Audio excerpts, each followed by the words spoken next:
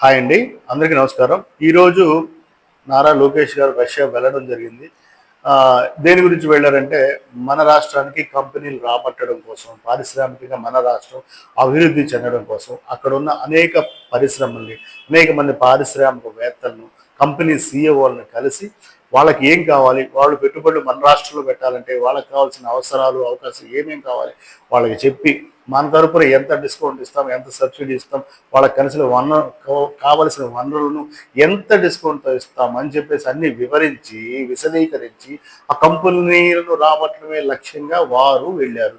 మరి 7వ తారీఖు వరకు అక్కడే ఉంటారు. దాదాపు ఈ 6 రోజుల పాటు రష్యాలోనే ఉండి అనేక పరిశ్రమలను మన రాష్ట్రానికి ఆహ్వానించడానికి వారు వెళ్ళారు. వాళ్ళ టీం కూడా వెళ్ళింది. ఇకపోతే గడిచిన 5 సంవత్సరాల్లో మాజీ ముఖ్యమంత్రి జగన్మోహన్ రెడ్డి గారు ఈ రాష్ట్రానికి ఎన్ని కంపెనీలు తెచ్చారయ్యా, ఏమేం మంచి పనులు చేశారయ్యా అని ఒకసారి చూసుకుంటే అలాంటి ఏమి లేకపోగా ఉన్న కంపెనీలను కూడా, జాకీ లాంటి కంపెనీలని కూడా వెళ్ళగొట్టి, మరి తను మాత్రమే సంపాదించాలి, తను మాత్రమే తినాలనే కోణంలో లిక్కర్లో ఎంత సంపాదించవచ్చు, మైనింగ్లో ఎంత సంపాదించవచ్చు, ఇసుకలో ఎంత సంపాదించవచ్చు, చివరికి మహాప్రసాదం అనే తిరుపతి లడ్డూలో కూడా అవినీతి చేసి ఎంత సంపాదించవచ్చు. తన చెల్లి, తన తల్లి నాకు దూరమైనా పర్వాలేదు, తనకు దూరమైనా పర్వాలేదు, నేను మాత్రమే బాగుండాలి, నేను మాత్రమే సంపాదించాలన్న కోణంలో 5 సంవత్సరాలు ముఖ్యమంత్రిగా పనిచేసింది వారు.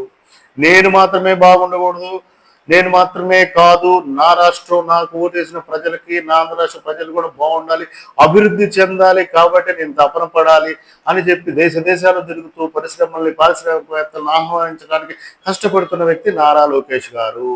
ఒకటి మాత్రం గుర్తుంచుకోవాలి, both are not the same, difference చాలా ఉంది. ఇది ప్రజలందరూ గుర్తుంచుకోవాలి. థ్యాంక్ యూ, ధన్యవాదాలు.